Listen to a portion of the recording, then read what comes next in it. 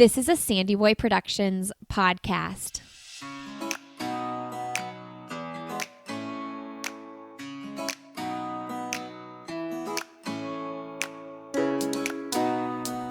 Hey everybody, welcome to Why Is Everyone Yelling with Lindsay Hine. I'm your host, Lindsay. I'm so grateful you're here today. This is a podcast for parents or anybody helping raise kids, and I hope it helps you in some way, shape, or form in your day-to-day parenting, and that you walk away feeling encouraged after each episode. Today you're listening to episode 17, and I'm talking with Dr. Christia Brown. She's an author, researcher, and professor of developmental psychology. She is also the director of Center for Equality and Social Justice at the University of Kentucky. She has a Ph.D. in developmental psychology, and her research focuses on how children develop gender and ethnic stereotypes, how children understand gender and ethnic discrimination, and how discrimination and stereotypes affect children and teens' lives. I listened to her book, Parenting Beyond Pink and Blue, How to Raise Your Kids Free of Gender Stereotypes, and interviewed her the next day. And I want to say thank you to listener Christine for suggesting Dr. Christia to come on the podcast. I really appreciate it and value when listeners of the show recommend guests and tell me what they want to hear on the show, because that's what I want to do. I want to bring you episodes that you all want to hear. So never hesitate to reach out to myself or my assistant Emma and let us know who you'd like to hear or a topic you'd like to hear on the show. You can email me, Lindsay at sandyboyproductions.com. You can email Emma at sandyboyproductions.com.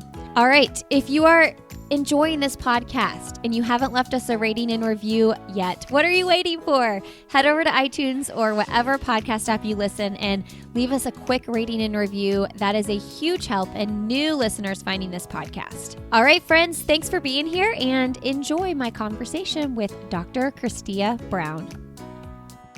Today on Why Is Everyone Yelling, I am excited to welcome Dr. Christia Brown to the show. Welcome to the show. Thanks for having me. Today we're going to talk about gender bias, and I'm super excited that I just finished your book. I listened to it on audio, and I was just telling you before the podcast, I feel enlightened, I feel educated, I feel like I really learned a lot.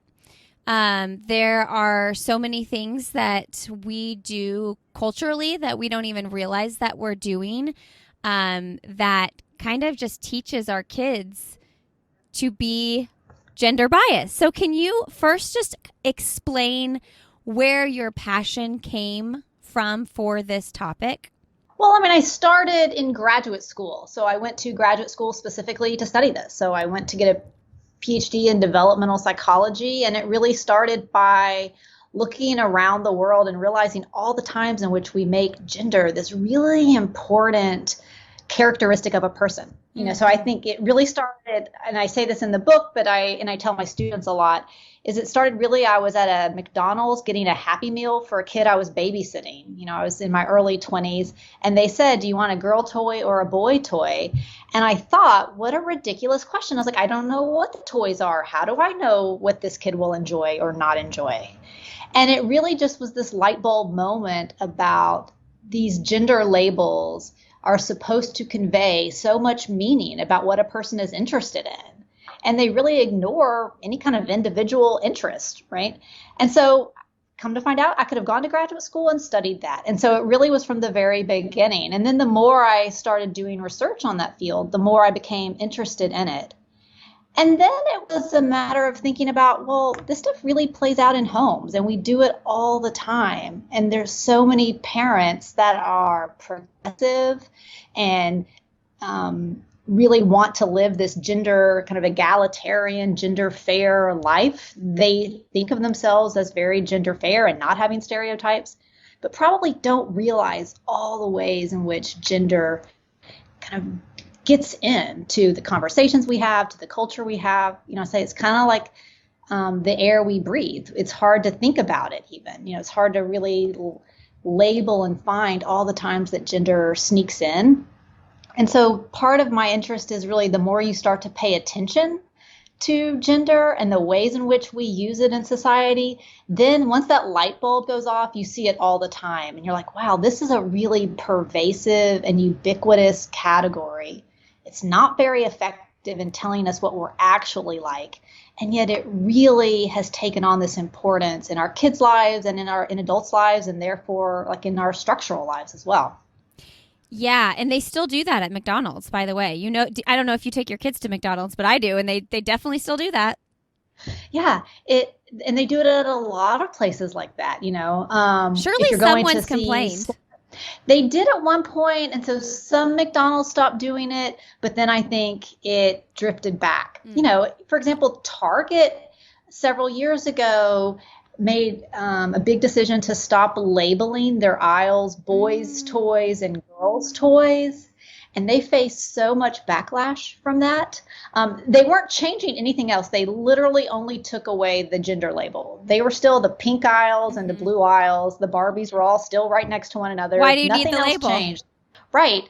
And they got a lot of backlash, a lot of, grandmas saying, well, how do I know what toys to buy my grandkids? And so I think when companies stopped it seems this so revolutionary an idea of just dropping it, but yet people have come to rely on that as some kind of meaningful metric of what your kid's going to like. Can you talk a little bit about when we do treat our kids differently based on their gender, how it actually leads to their brains developing differently, which limits the kids in the future? I think people hear a lot about how the brain is really plastic and flexible. But I think what we forget is that it's not that flexible across our whole lifetimes, that it's at the very beginning, we are born with a lot of neural connection. So each of our brain cells is connected to other brain cells with way more connections than we need. And it's a real use it or lose it system. So whatever's not being used withers away. It's called synaptic pruning. Like literally it's like coming in with pruning shears and taking away the connections that we were born with, because the brain is really adaptive and says, well, I guess this isn't necessary. It's taking up energy and space that could be used somewhere else. So let me get rid of it.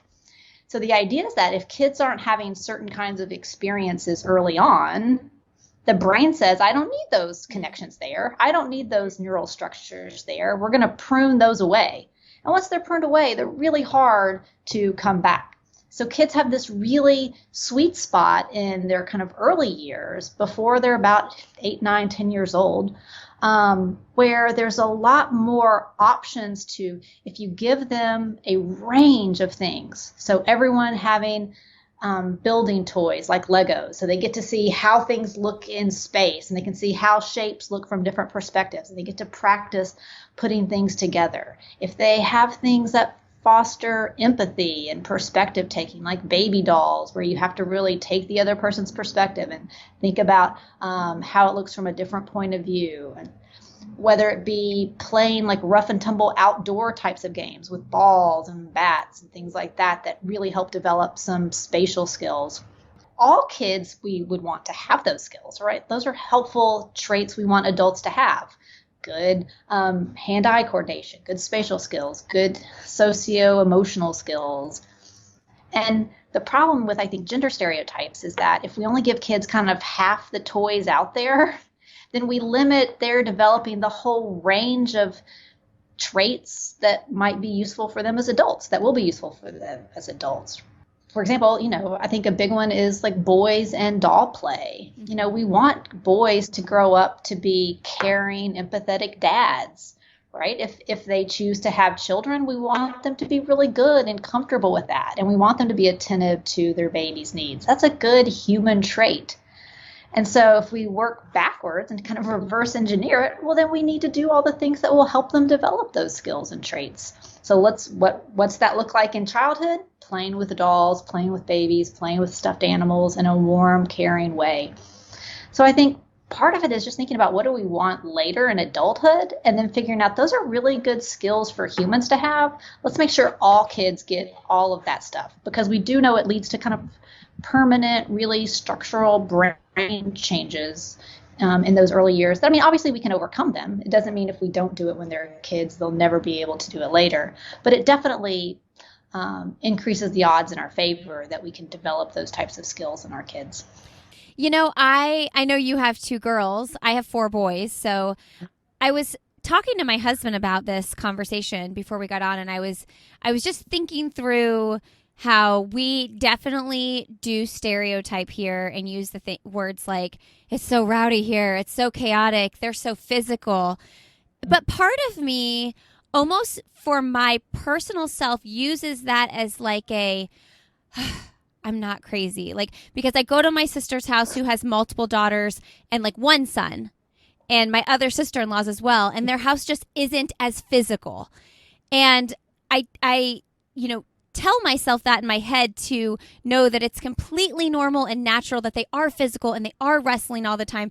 And I'm not crazy. This is their nature. But I do realize as I'm saying this that I am stereotyping. So how do I like comfort myself like they're doing, whatever. And I also wonder, if there was a girl in our mix, maybe she would be a more physical girl because she has 3 brothers. I don't know. But can you just kind of like talk to me about that?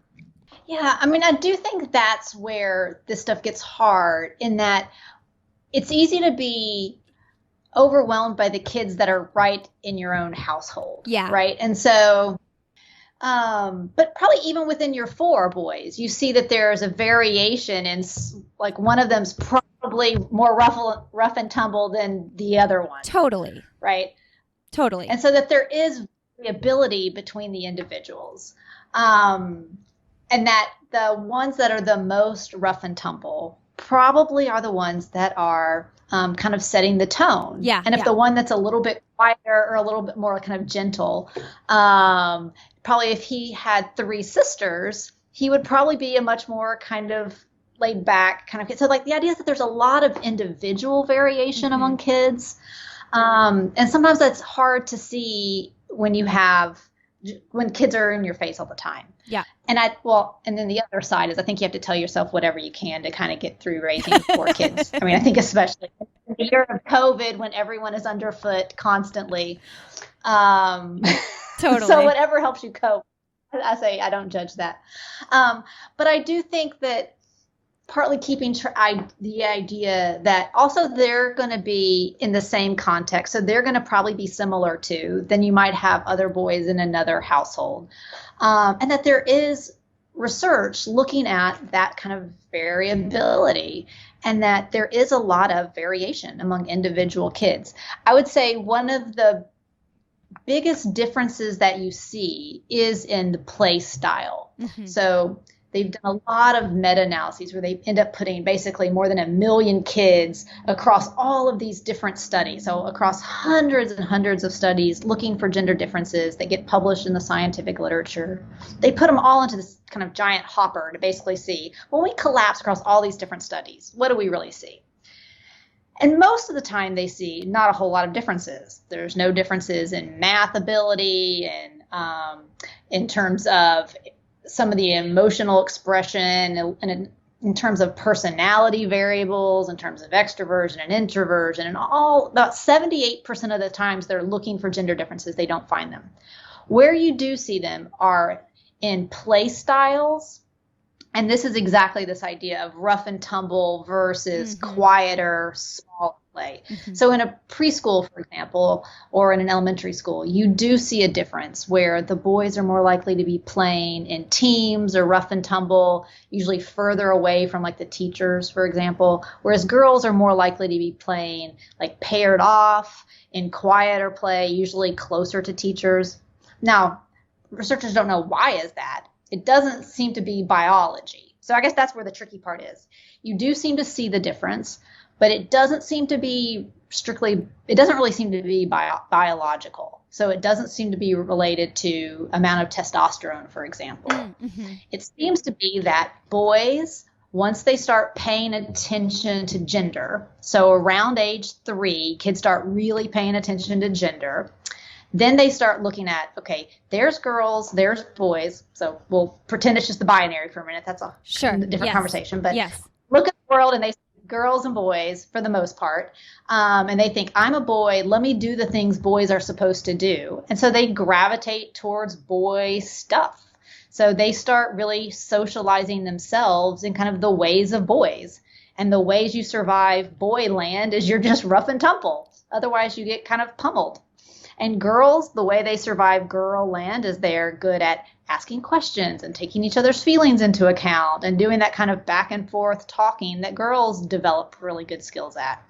So we see those differences in how boys and girls act actually get bigger as they get older. And as they start boys hanging out with other boys, they become more boy-like, right? They become more rough and tumble. Girls, the more they start hanging out with girls, the more they do the kind of girl play that you typically see on kind of playgrounds. So the difference is not imagined. There is a difference. It's just what's the explanation for the difference. And it seems to be not much the biology, but more kids are really paying attention, and boys start acting more like boys the more they notice that being a boy is an important thing. I better pay attention to it. This is what it means to be a boy. Yeah, so many thoughts coming off of that. And I will say my 4-year-old, when we go to my sister's house and she has a 5-year-old daughter, he will sit and play quietly with her daughter the way that he doesn't play with his brother. So yes. And then her one son comes to my house and it's mayhem, like he's playing rough. But when he's home with his sisters, he does play a little less or a little more calm. Mm-hmm. So that totally makes sense. And I think that this is a good place to start talking about why it's so important to make sure we're not doing gender only, like male only parties, or, only setting up play dates with other boys or going on vacations. Because one thing that I really, really stuck out to me in the book was we separate our kids and they end up playing with their girls, or, the boys end up playing with the boys.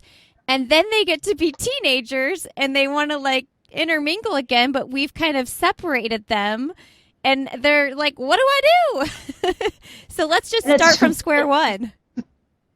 Yeah, and this is where, I study both gender and race, and there's a lot of, there's obviously differences, but there's also a lot of overlaps. And I always think this is a funny distinction in that we really do allow for gender segregation in elementary school in ways we say, okay, we're going to have a girl party. We would never do that with race, right? We would never say, we're only going to include part of your class. We're going to exclude the other part because of this one biological characteristic that makes them different from you, right? We would never do that because we recognize, well, just knowing someone's race doesn't tell you anything about that person, right? It doesn't tell you, and not to mention it feels and is very morally repugnant, right, to exclude people because of this biological characteristic. But we do it with gender constantly, right?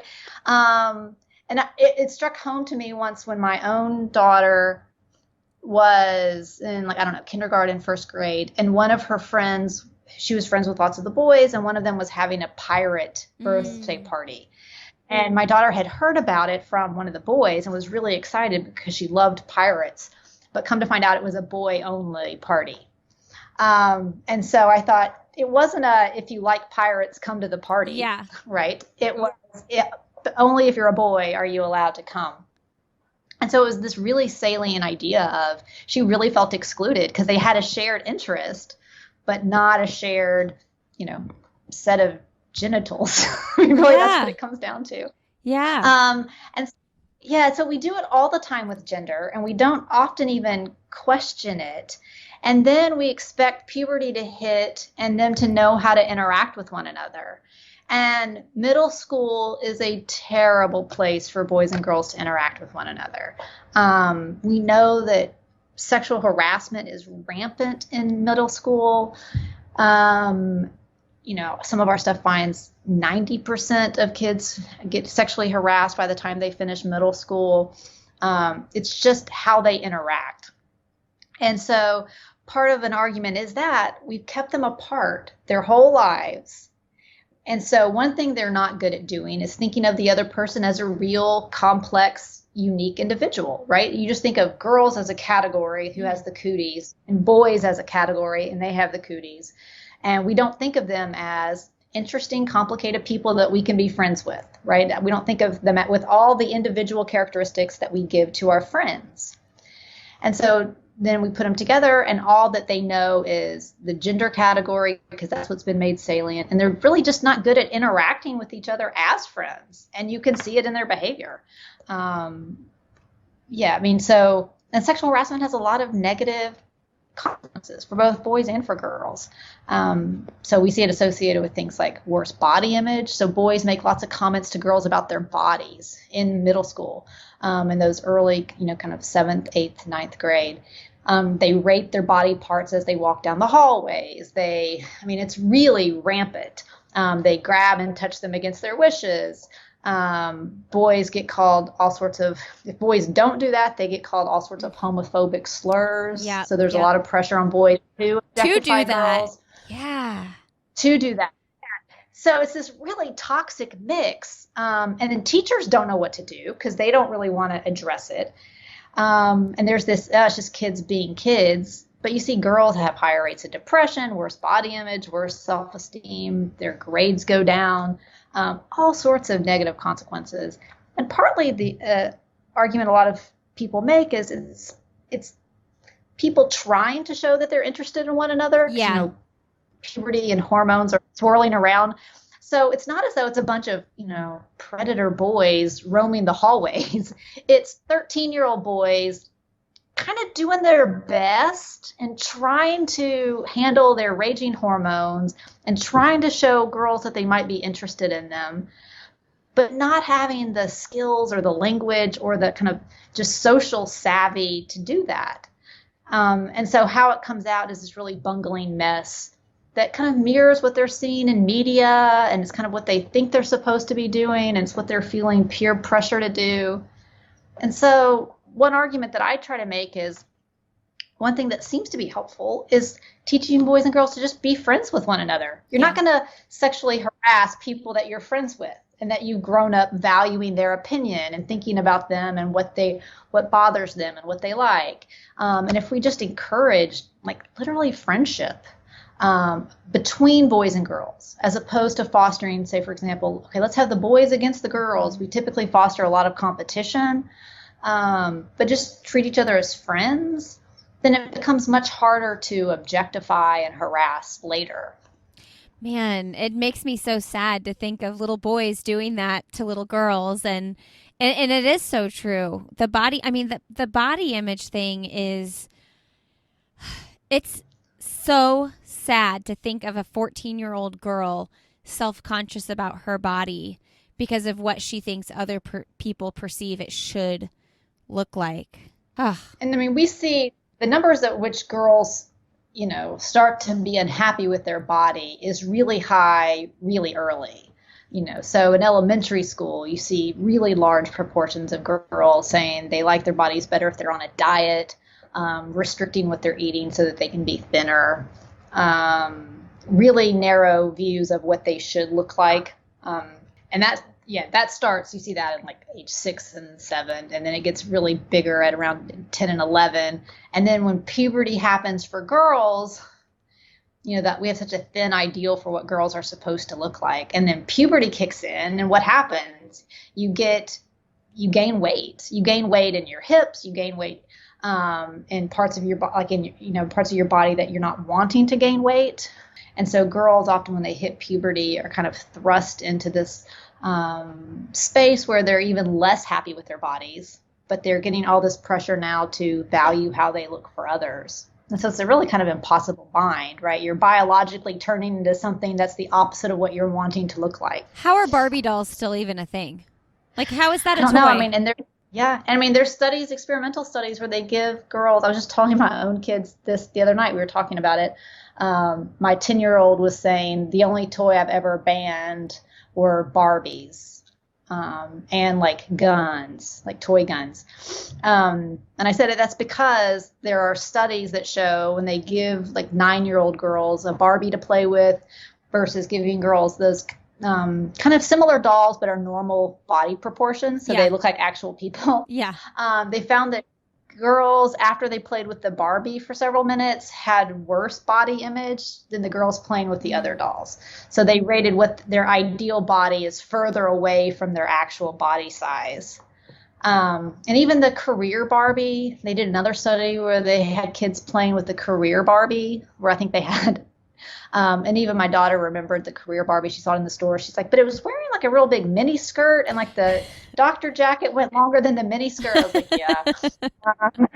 And so, but the girls that were playing with that Dr. Barbie had actually more restricted career aspirations after than the one playing with like a Mrs. Potato Head type of a doll.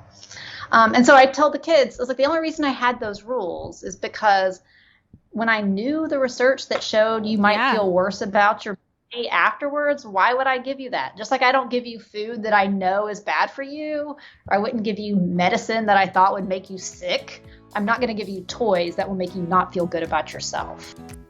Hey everybody, a quick break here to let you know that we are part of a podcast network called Sandy Boy Productions that I launched in the summer of 2019. We have a few other shows on the network. I'll have another with Lindsay Hine, hosted by me, where I interview runners. The Up and Running podcast, hosted by Lauren Flores and Abby Stanley. Those ladies are bringing you all of the latest news in elite and professional distance running. And then we have the Illuminate podcast, hosted by Emma Benner. You hear from me a little bit over there, and Kristen Sruer. That is a show where we are just bringing you uplifting stories of people doing good work in the world.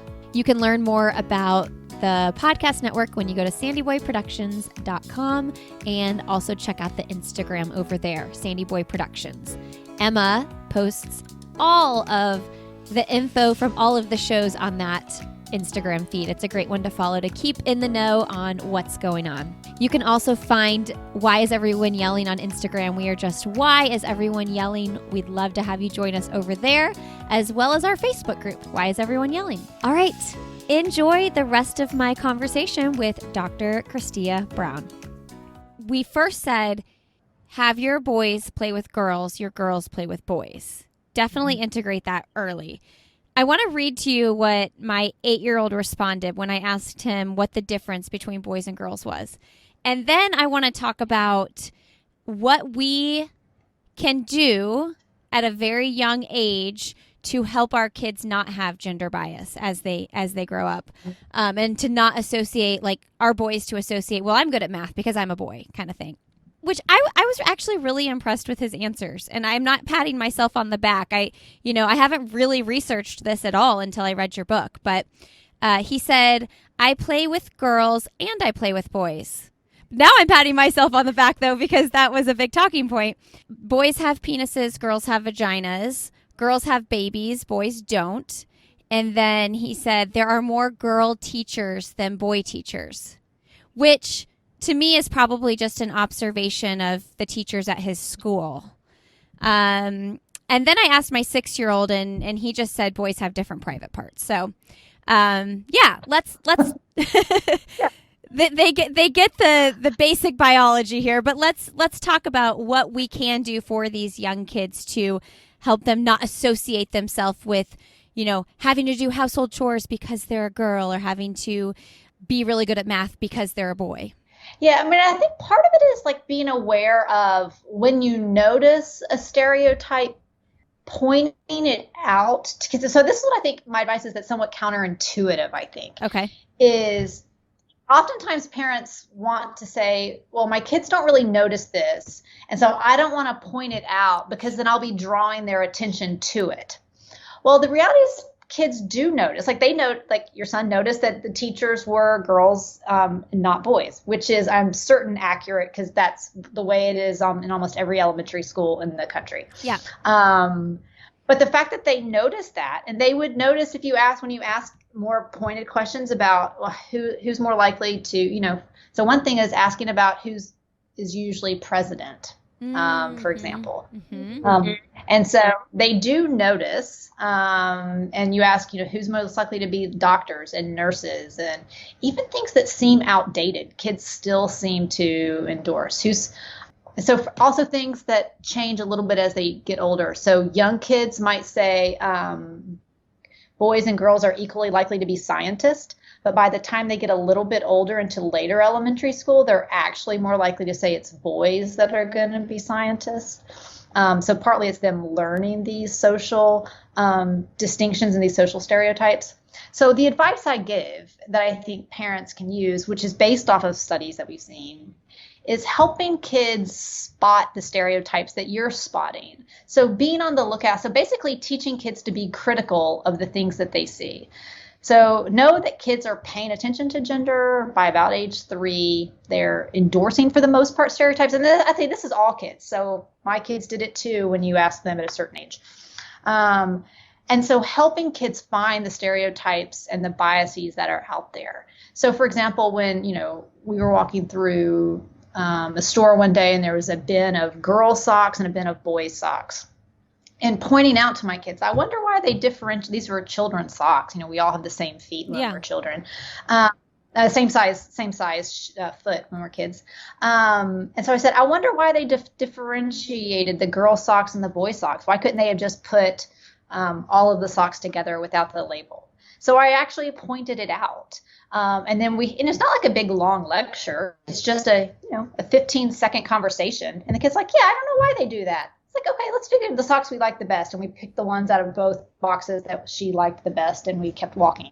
But partly by doing that and doing it consistently, when you see something on TV, just pointing out, hey, I wonder why they do that. That seems like a stereotype to me. It helps kids be critical of the real sexism out there, the sexism that harms both boys and girls. And so then they'll recognize it for what it is, as opposed to like absorbing it as the inevitable way things are. So know that kids are paying attention. Kids are paying way more attention than I think adults realize. And the more that we can give them, they call it giving them a sexism schema, giving them an explanation in their head to understand the gender stuff that they're going to see, so that they'll understand when you're not there, they'll be able to kind of say, oh, that's a stereotype. That doesn't have to be that way. So in some ways, it's like you're just teaching them. In some ways, I think of it as like almost media literacy, right? It's just stereotype literacy. Like, let me think about, how do I recognize, oh, why are they doing that? And to like question stuff. And the only way to get kids to question stuff in terms of inequalities that can be changed is to help them recognize that it's not inevitable, that it is a stereotype, that it does lead to a bias. And again, these aren't big, long lectures. I mean, these are like 10-second conversations, right? It's, oh, hey, I wonder why they do it that way. Because that suggests to kids, maybe there's another way to do it. And I think that it doesn't teach your kids to be sexist or to be biased. It helps them spot it out in the world, because it's out in the world. And the only other alternative is they'll just absorb it and come to believe it. I love that idea of just helping your kids stay curious too. I mean, and that's, I know that's one of the things you enjoy talking about too, is like not taking everything you see, like the media, for instance, as it is. Question what you're seeing, because you see something on the internet or on the TV, and if you're 10 years old and your parent hasn't taught you otherwise, you just assume that's what it is. Right. And I mean, and you see this at profound levels in society now, right? When people believe stuff they see on the internet, it leads to all sorts of societal problems. So I think just teaching critical, I mean, it's really just a form of critical thinking, right? It's, wait a minute, does that make sense to me? Could there be a different way? Does that logically follow? Is there some place I could go and look for something else that would make more sense? I think just being critical of the things that we see, right? That is curiosity. I think it is critical thinking. And I think, wow, of all the skills we want our kids to develop, I mean, we want them to be critical thinkers. And so I think we should do that with these social things, just like we want them to be critical thinkers in an English class or like language arts and social studies and science. We also want them to be critical thinkers about the world. And they're going to see so many stereotypical images and biased images, whether it be gender or race or LGBTQ status. I mean, there's so many biased messages out there. And so we really want it to be a red flag for kids to say, oh, wait a minute, that's what that is. That's a stereotype. That's not real. I just think we can't provide blinders for kids. I think it's better to provide shields, right, to help kind of so that they can shield themselves from it. Censoring doesn't work. I mean, even when you try to censor out stereotypes from your kids' lives, it just doesn't work. So the only way to do is to help them be able to battle it on their own. Yeah. Well, let's jump into the anti-racism piece just a little bit, because it's similar with that, when parents just say, well, my kid doesn't even realize, that the neighbor is black and we are white, but that's not true. And so making sure that we're talking to our kids from a very young age, not just about not being racist, but being anti-racist, is really important. So can you just kind of expand on those thoughts a little bit? Yeah, I always think that color blindness is a medical condition. It is not a reality, right? It is not what kids see in the world of race. We come in different shades. Of course, kids notice race. Of course they do. And what white kids learn is that we should never talk about race because most white parents don't talk about race. And I think very well-intentioned, and I say I'm white, but I think very many well-intentioned white parents don't want to make their kids racist. So therefore they say, if I talk about it, they'll notice it. And if they notice it, they'll become racist. So their approach is just, let's not talk about it. It also makes them uncomfortable, right? It's also not a pleasant conversation to have. But the reality is kids notice race. They can sort faces based on race categories before they're 1 year old. So they pay attention to it from very early in life. And they start to endorse stereotypes about race by the time they're about 4 years old. Wow. So kids are paying attention and they are developing race biases. And if we don't talk about it, we never have a chance to intervene on those. We're kind of leaving kids to navigate this really complex idea completely on their own. And so the only way that I think we can ever reduce racism is to have people talking much more about it than we are now. And they just have to get comfortable with it, and kind of parents addressing their own race biases, getting comfortable with their own biases, because we all have biases and we have to work daily to overcome them. And then talking about with kids. And again, it's the same thing with gender. It's a really similar kind of argument with gender, is that we need to talk more about it, not less about it. Ideally, it will become an irrelevant conversation at one point in our future. But until that point, we have to talk more about it because kids are thinking about it. I love the idea, too, of starting off that conversation with asking our kids questions as well. Like with the gender bias questions, asking them questions to get just a fresh, clear picture of what they see, instead of just flooding them with information right from the start. Yeah, and I think that parents sometimes get overwhelmed thinking about, how do I bring this up? But I think these are like the small little conversations, right? This isn't like you sit down and have a talk with kids. I think it should be the little ones that come on when a commercial comes on or when a kids show comes on and all the characters are white, saying, I wonder why all the characters are white on this show. And say, I wonder why they're only friends with other white kids here. Things like that. Or when you see race being associated with being poor on television. How come whenever they show someone poor, they're shown as black? Or when someone makes a comment about a neighbor, making the little bitty comments to help kids recognize that, for one, it's an okay topic to talk about, that it's not taboo.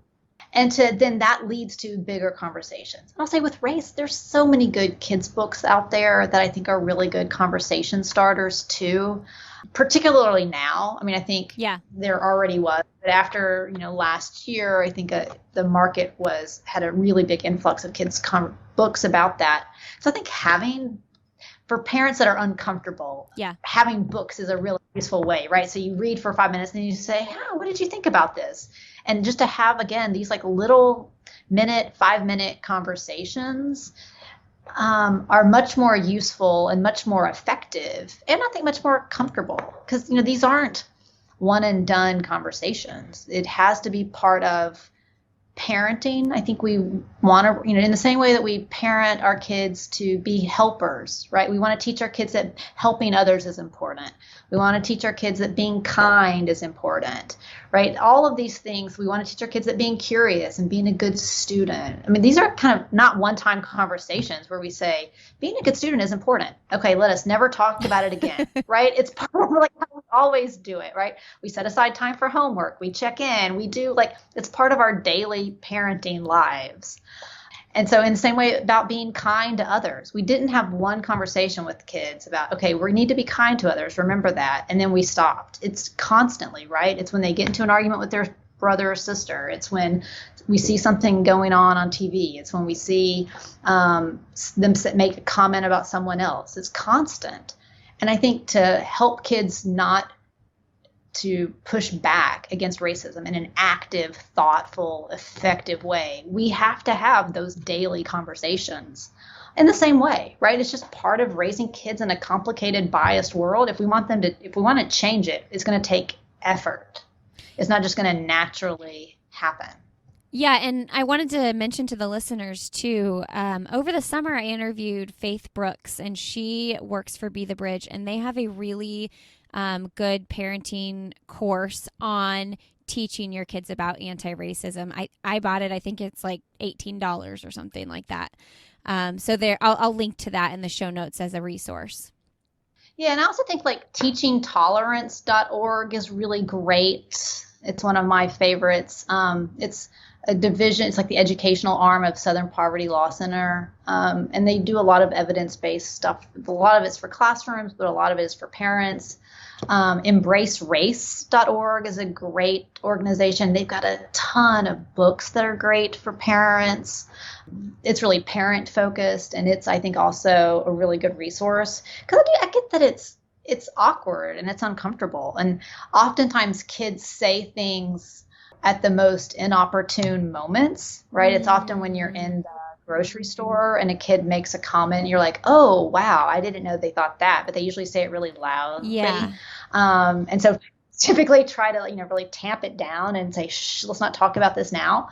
But the reality is we have to use those as learning moments for kids and to talk about that. Story I tell a lot is my own. So one of the things we see about race is we tend to think people that are of a different race than us all look alike. So it's called an outgroup homogeneity effect. And it's, all X looks alike. Well, all of us have as much variation as everyone else. So it's just that we're not used to differentiating people that are in a different racial group than we are.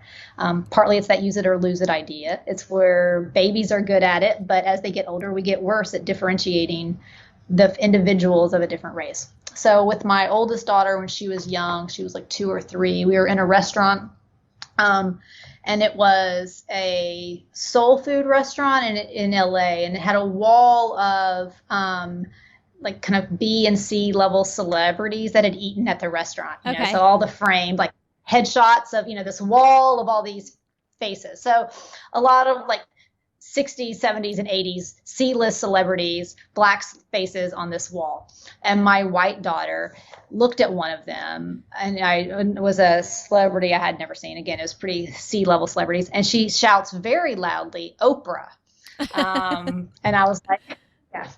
And so it was pretty loud. And you're like, oh, and so instead of having to just shut that down, which is what I felt like doing because it was pretty loud and embarrassing, we just walked up to the wall and I said, no, look at her hair. So Oprah has different color skin than this because this woman had much, much darker skin.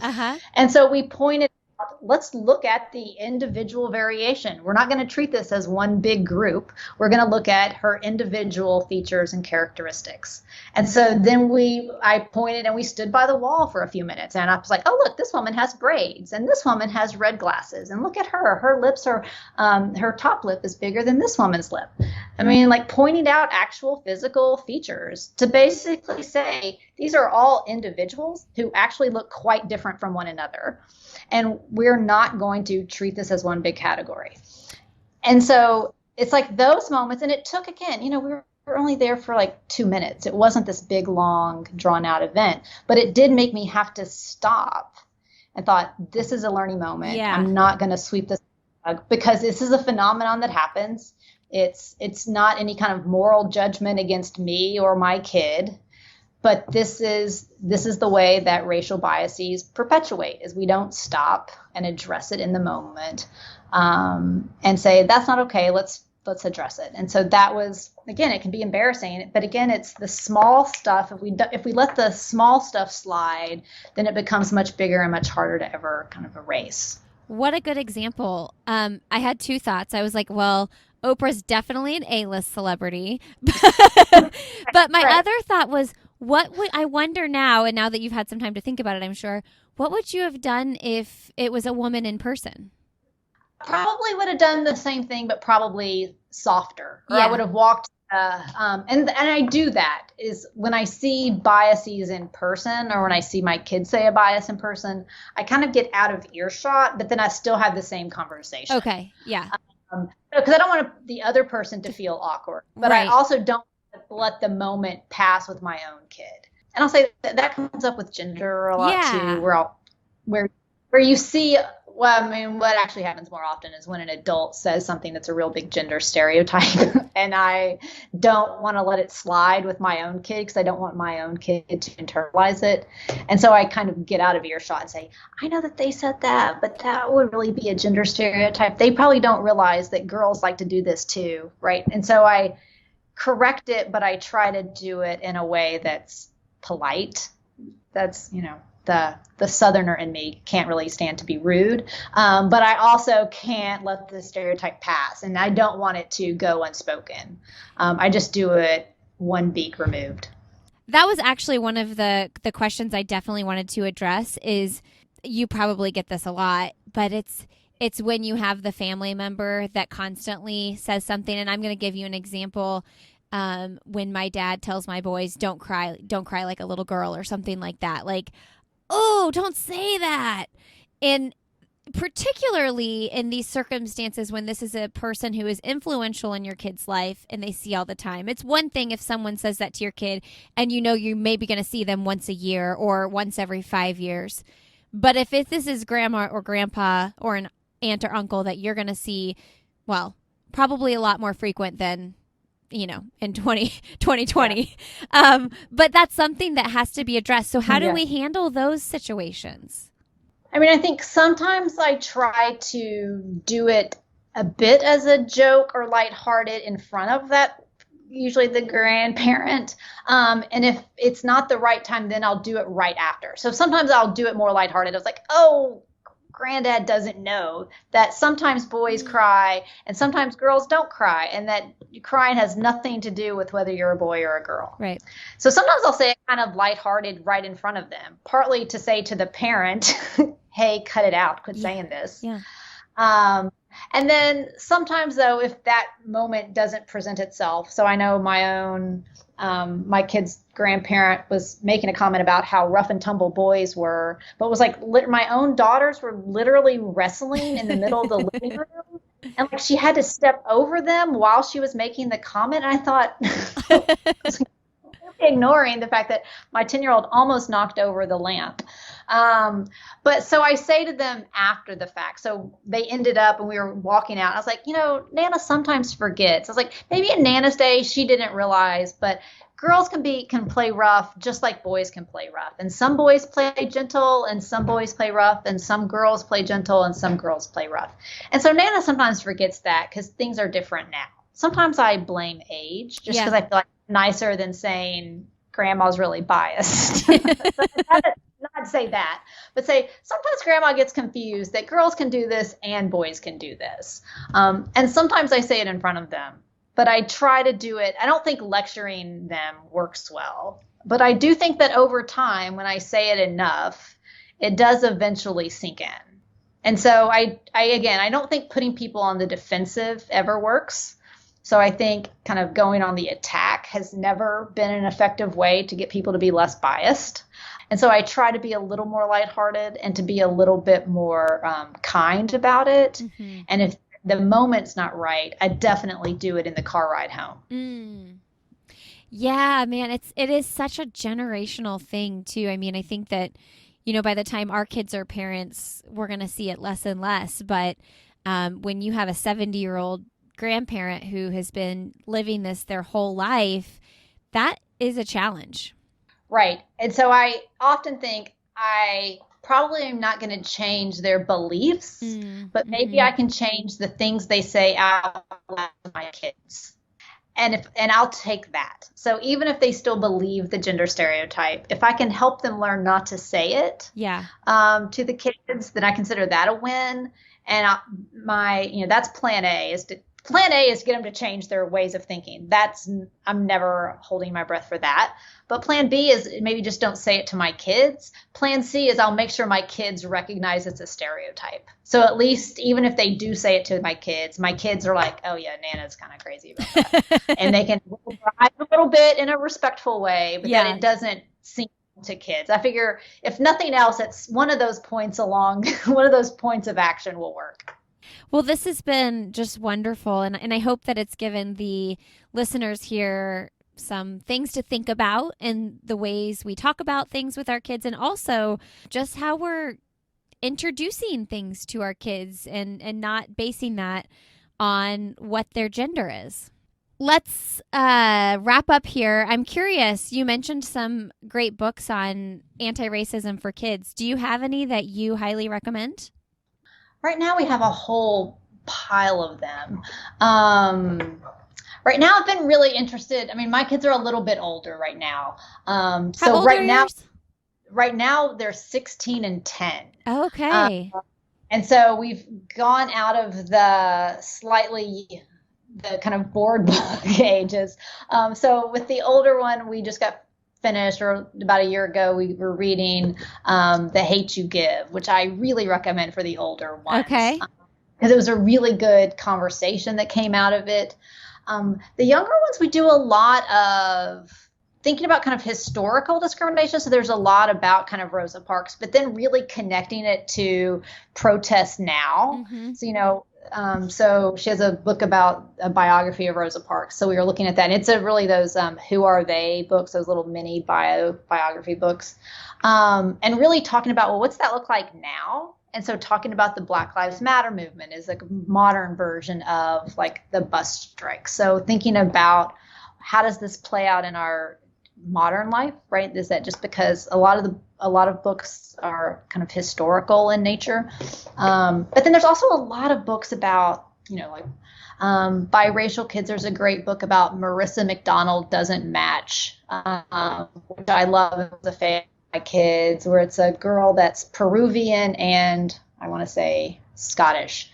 And so she talks about the different parts of her identity and about feeling compelled to pick one or the other and how that doesn't really describe her. So a lot about racial diversity. We spend a lot of time about that when they were young, thinking about like The Skin You're In is a good one, of just kind of the appreciation of human diversity and really talking about it, of, what does your skin look like? What about people like this? And so talking about like that. So it's also really easy to find books now with much more diverse characters. Yeah. And I've seen that as even when my 16-year-old was little, there's been a big change in the past, 10 years. Yeah, I can imagine. Yeah. Okay. What is a goal or something that you want to do either on your own or with your family that you haven't done yet? Goal right now, gosh, we haven't even been in school for 10 months. Right now it's like survive. Get back to school. Yeah. Oh, I know. I don't even know. The year has been so crazy. I mean, I think what's been an interesting thing is just surviving this year has been a real challenge of,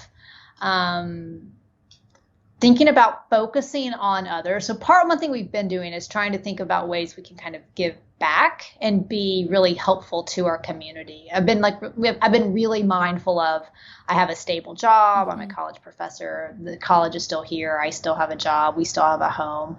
My kids are healthy.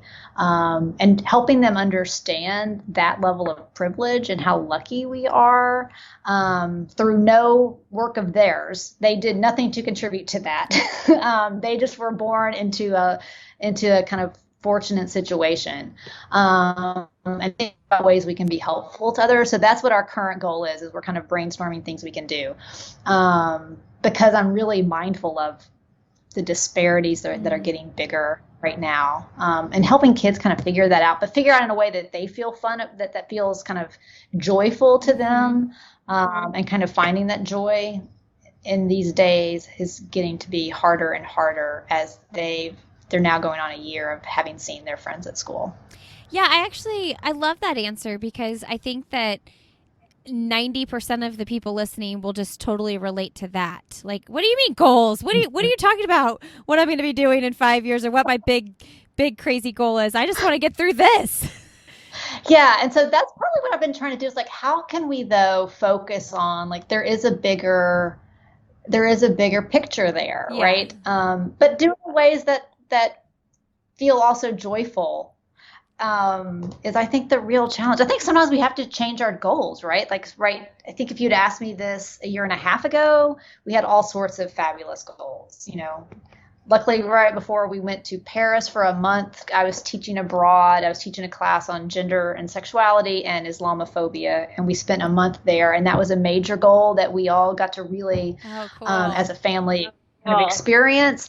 And we hit a lot of goals and a lot of great things, and then COVID hit. And so then everything came to a screeching halt. So now it's kind of trying to get our equilibrium back a bit. I think sometimes your goals have to be your standard has to be really low. That's awesome that you got to knock that trip out and teach on that for that month before everything got crazy, because that would have been canceled. Yeah, it would have been. And so I was very thankful for that. And we spent 2 months in DC while I was doing research for a new book, and then the world completely shut down. So now we got to kind of ramp back up, but it's hard because, when you have kids, your kids are worried about the world and they're feeling sad about the things they're missing. And so it's become a little bit more of an immediate, let's just deal with our daily, finding something joyful in the day. That's really what we've ratcheted down to. Yeah, that's an interesting conversation in itself, just walking through this with a 16-year-old. All my kids are still pretty 8 and under, so it's a totally different ballgame emotionally and mentally how those bigger kids are handling it. Have you shared what you're writing your new book on, or is that on the DL still? No, I can't. No, it's it'll come out in November, so it's at the publishers now, being copy edited. Nice. It's going to be called Unraveling Bias. Okay. How prejudice has affected kids for generations and why it's time to stop. So it's really looking at kind of race and gender and the ways it's embedded in our laws and our policies and in our day-to-day stuff, and how we can help kids be both less biased themselves and be protected from the bias they're experiencing. And basically saying we have to change not only the hearts and minds, but also our policies. And it's going to take kind of coming at it from all angles to make things better for the next generation. Nice. Okay, what is your last message you want to leave our audience with today? I think just to have these conversations with kids more often. I think even if you're uncomfortable with it, even say, this makes me really feel uncomfortable, but I feel like we should talk about race. I feel like, have you noticed this? And even being honest and saying, I don't even know what the right answer is, but this makes me feel sad when I see this happening. And so just having more of those conversations, even if they're not perfect, I think that's, kind of giving yourself the permission to kind of flub it a little bit and to be awkward, but to know that having the conversations is really the big important first step, and that there's no perfect way to do it, but kids really want to hear from us. I think the outside world is really loud. And if we're silent in it, then the outside world's the only voice they're hearing. And they really want to know our perspective, and they really need our help navigating everything. And that it's kind of up to us to just get over our own anxiety about doing it wrong and just start in small ways. That's powerful. Yeah, you want to be the voice that your kids learn from over the outside world. Yeah, that's good. Yeah. All right. Well, thank you so much. Thanks. All right, friends. Thanks for being here. Thank you, Dr. Christia, for coming on the show and sharing your knowledge of this very important topic and topics with the listeners and myself. I am grateful for the work you are doing, and if you all want to check out her book. It's called Parenting Beyond Pink and Blue by Dr. Christia Brown. I listened to it on Audible. All right. I would love to connect with all of you on social media. You can find this podcast, Why Is Everyone Yelling, on Instagram. You can find me personally on Instagram. I'm Lindsay Hine 626, although I also am the person behind the Why Is Everyone Yelling account as well. And you can find Sandy Boy Productions on Instagram. Sandy Boy Productions. Thanks for being here. I hope you got as much out of this episode as I did. And I also hope you have a really great rest of your week. We will see you next week on Why Is Everyone Yelling?